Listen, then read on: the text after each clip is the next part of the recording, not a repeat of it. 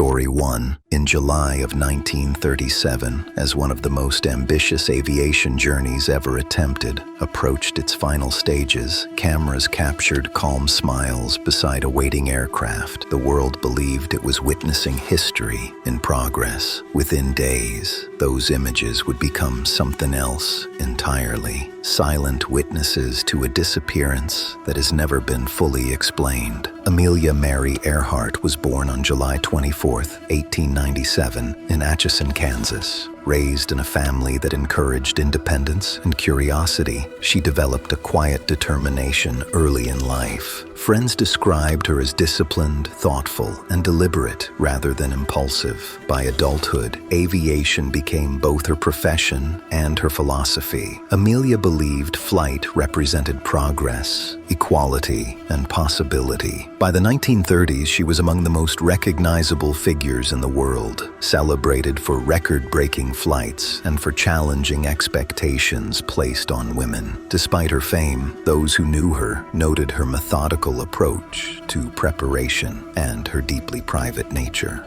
This was to have been her greatest achievement, a sky dash of 28,000 miles. With her husband, George Palmer Putnam on right, she discussed the hazardous course. On July 2, 1937, Amelia and navigator Fred Noonan departed from Lae, New Guinea aboard a Lockheed Model 10 Electra. Their destination was Howland Island, a small and isolated speck in the Central Pacific. It was expected to be one of the most technically demanding legs of her around-the-world flight, but not the final one. As the Electra progressed, radio transmissions revealed mounting difficulties. Amelia reported challenges locating the island and concerns about fuel levels. Radio operators aboard the U.S. Coast Guard cutter Itasca attempted to guide her, but communication remained inconsistent. Her final transmissions indicated she was flying low and continuing the search. Then, without warning, all contact ceased. The aircraft was never seen again. An extensive search effort followed immediately. U.S. Navy ships and aircraft scoured vast stretches of the Pacific Ocean, covering thousands of square miles. Despite the scale of the operation, no confirmed wreckage was recovered. The lack of physical evidence gave rise to multiple theories. Some investigators explored the possibility that the Electra exhausted its fuel and crashed into the ocean. Others considered whether Amelia and Fred may have landed on a remote island after losing contact. Over the decades, numerous expeditions and technological advances have attempted to resolve the mystery, but no explanation has been universally accepted. Authorities have never confirmed a definitive outcome. Amelia's husband, publisher George Putnam, refused to accept uncertainty. After official search efforts ended, he personally financed additional expeditions, holding on to hope that answers could still be found. In 1939, Amelia Earhart was declared legally dead, but the absence of resolution left her story open-ended. Her disappearance transformed her into more than an aviator. It made her a symbol of exploration and unanswered possibility. Her legacy continues to inspire, even as the circumstances of her final flight remain unresolved. In the days before her departure from Lae, a series of photographs was taken of Amelia standing beside her Lockheed Electra. In these images, she appears calm and composed, one hand resting lightly on the aircraft's metal frame. There is no visible tension, no hint of fear. At the time, the photographs were meant to document another historic achievement. Only later did they take on a haunting significance. They became the last confirmed images of Amelia Earhart, captured just before she stepped into the cockpit and vanished into history. What if those final photographs captured not just confidence, but a quiet awareness of the risks ahead? And what if Amelia Earhart's last landing remains hidden, waiting to be discovered? Story 2. In the quiet deserts of the American Southwest, one photograph captured a young man standing alone against a vast, unforgiving landscape. He looked calm, full of purpose, almost at peace. Within weeks, that image would become the last confirmed trace of an explorer who vanished into the wilderness, leaving behind only questions carved into stone. Everett Ruess disappeared in November of 1934 while traveling through the remote canyon country of southern Utah. He was last seen near the Escalante region, an area defined by towering sandstone walls, narrow slot canyons, and miles of isolated terrain. At just 20 years old, Everett set out alone, as he often did on a journey that would never be completed. When weeks passed without word, concern grew. By the time authorities realized he was missing, the desert had already begun to erase his trail. Everett Ruess was born on March 28,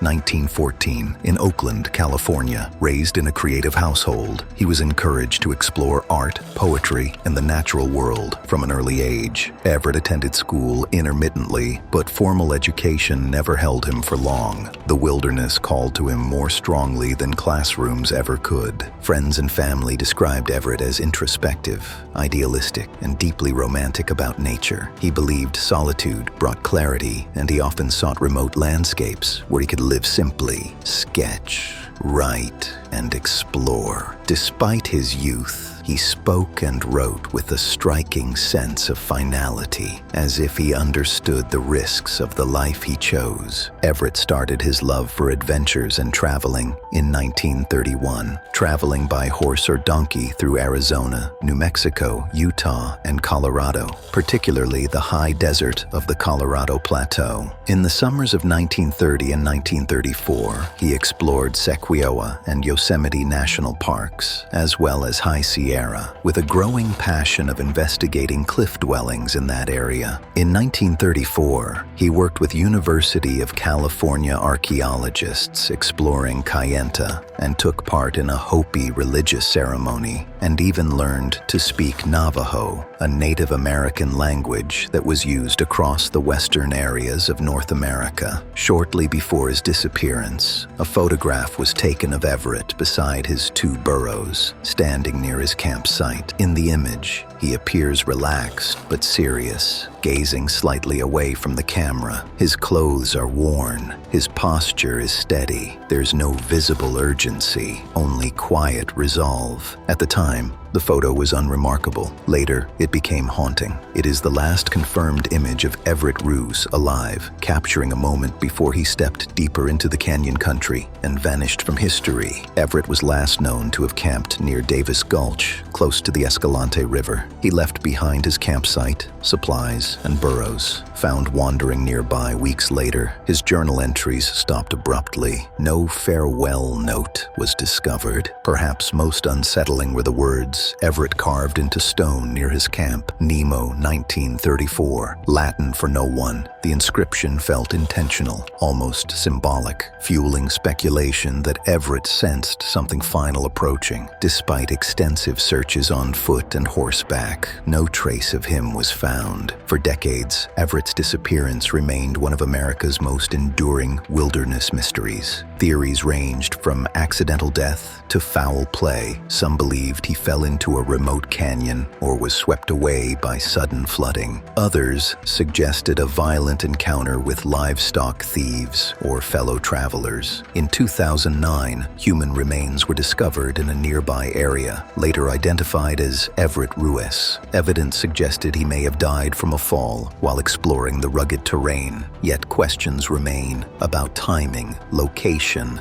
and why no trace was found for so long. Everett's parents never stopped searching for answers. His writings, letters, and sketches were preserved, painting a portrait of a young man drawn irresistibly toward solitude and beauty. Today, Everett Ruess is remembered not only for how he vanished, but for how deeply he felt the world around him. What if that final photograph captured more than solitude? What if it recorded a quiet farewell? And what if the desert still holds pieces of Everett Ruess's story that remain undiscovered?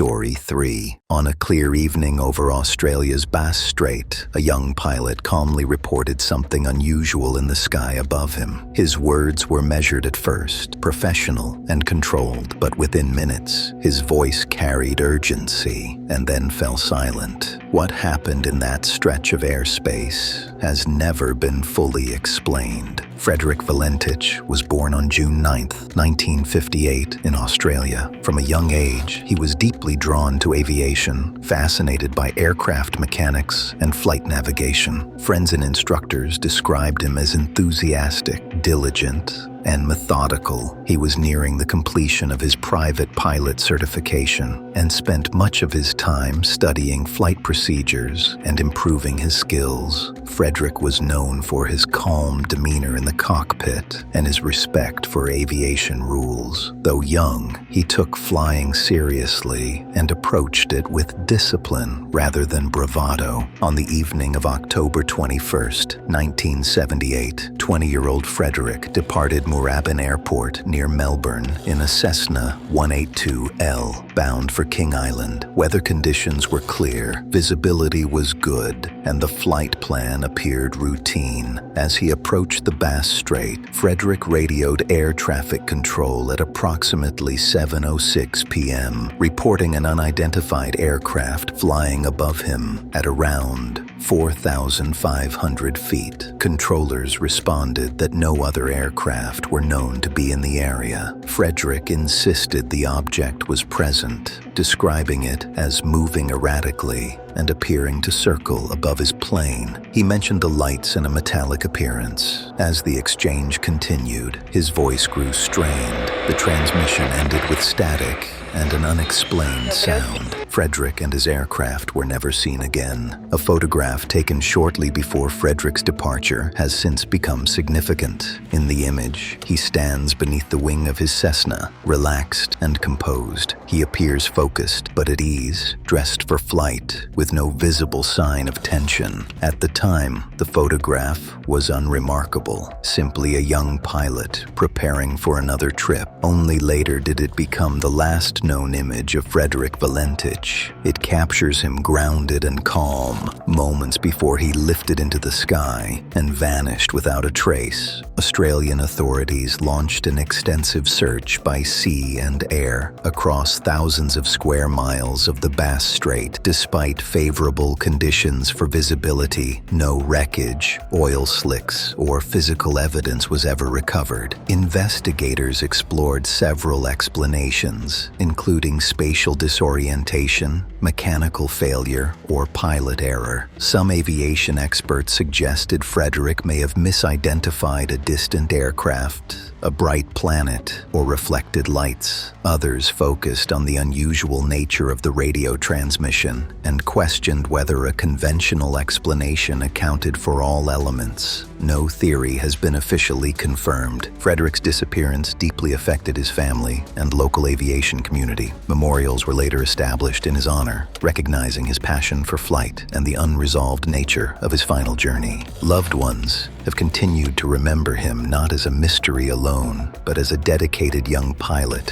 whose life centered on exploration and learning. The lack of physical answers has meant living with uncertainty rather than closure. What if Frederick Valentich truly encountered something that standard aviation records could not explain? And what if the meaning of his final transmission lies not in what was seen, but in the silence that followed?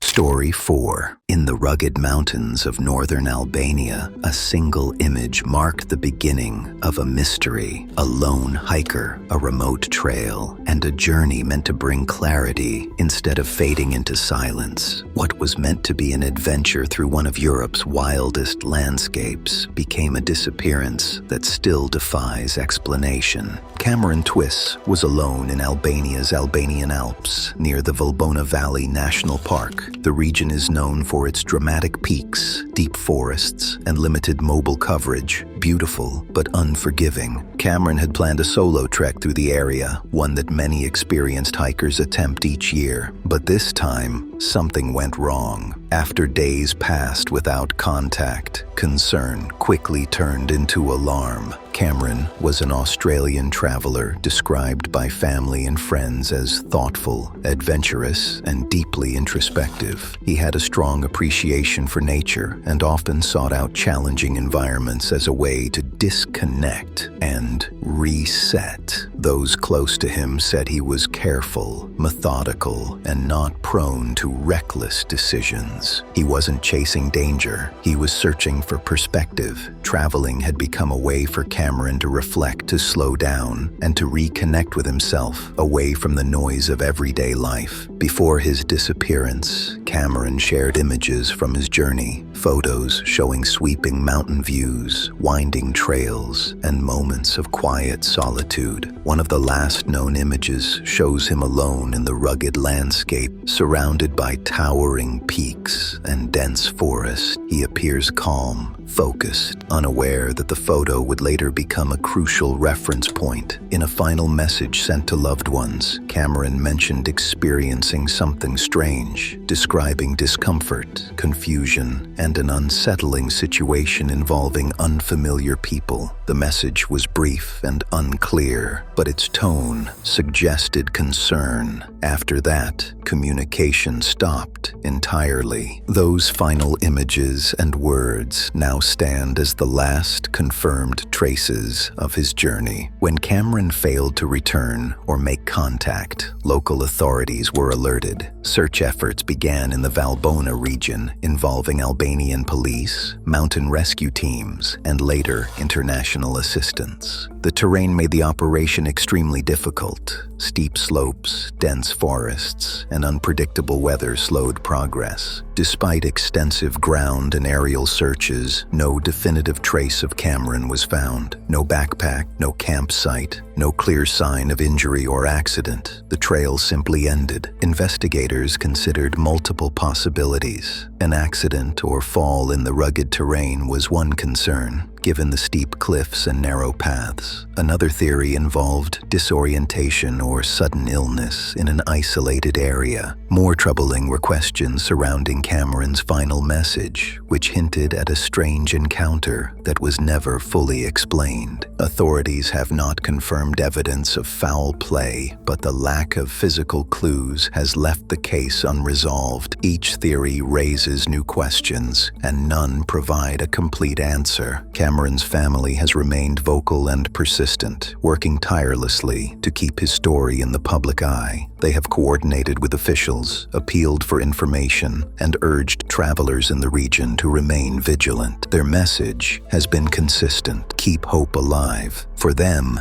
every shared image, every memory, is a reminder that Cameron is more than a missing person. He is a son, a friend, and a life interrupted. What if that final photograph captured the last moment before everything changed?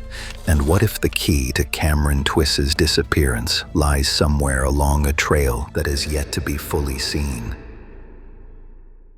Story 5. On a summer afternoon in 1991, a Boy Scout hike into California's high mountains became the beginning of one of the most haunting wilderness disappearances in U.S. history. A young boy lagged behind his troop, slipped out of view, and was never seen again. What remained was a rugged trail, unanswered questions, and a single photograph that still unsettles those who study the case. Jared Michael Negrete was born on September 11, 1978, and lived in El Monte, California, with his parents, Felipe and Linda. Negrete and his siblings, family members, described Jared as shy, friendly, and determined, a thoughtful child eager to prove himself. At 12 years old, he had recently joined the Boy Scouts and was excited about his first overnight backpacking trip. He was not an experienced hiker, but he was enthusiastic and proud to be part of the group.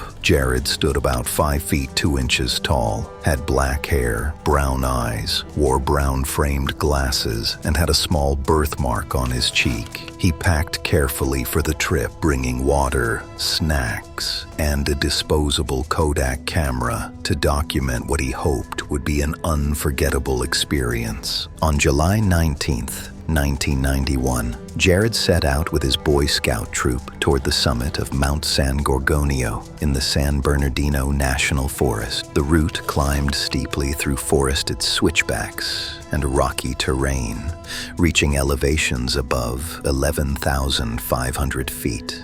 As the hike progressed, Jared struggled to maintain the group's pace.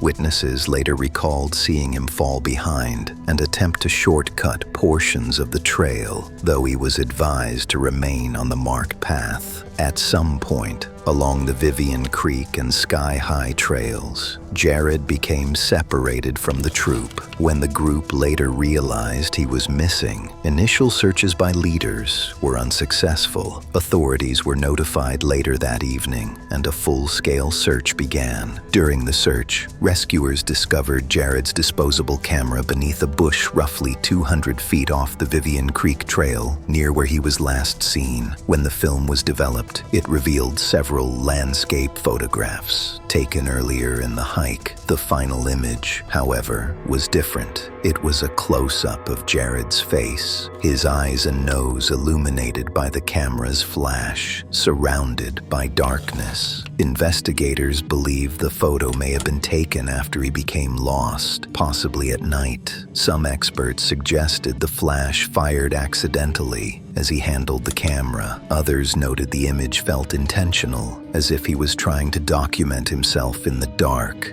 It remains the last confirmed trace of Jared Michael Negrete. For 16 days, authorities, volunteers, and rescue teams searched more than 45 square miles of steep slopes, ravines, and dense brush. Helicopters, search dogs, and ground crews were deployed. Searchers found footprints matching Jared's shoes at approximately 10,000 feet, snack wrappers he carried, and the camera, but nothing more. Investigators considered accidental falls, disorientation, exposure, and hidden terrain hazards. Although temperatures were moderate and water sources existed, no shelter or campsite was ever located. The search officially ended on August 4th, 1991, with no definitive conclusion. In the weeks that followed, Jared's family faced profound uncertainty. A memorial service attended by hundreds was held that September, honoring a boy who never returned home. His parents have continued to preserve his memory and share his story, holding on to hope that answers may still exist. What if that final photograph captured more than a moment in the dark, something we have yet to understand? And what if the truth about Jared Michael Negrete's last steps remains hidden somewhere on that mountain, waiting to be found? Each of these stories reminds us that disappearances don't always begin with danger or warning signs. Sometimes they start with a photograph, a moment of confidence, a journey that feels familiar until it isn't. What remains are unanswered questions, frozen in time, and lives left suspended between what was and what might have been until the truth is found. Their final images continue to speak for them. This is Vanished Stories, where the missing are never forgotten.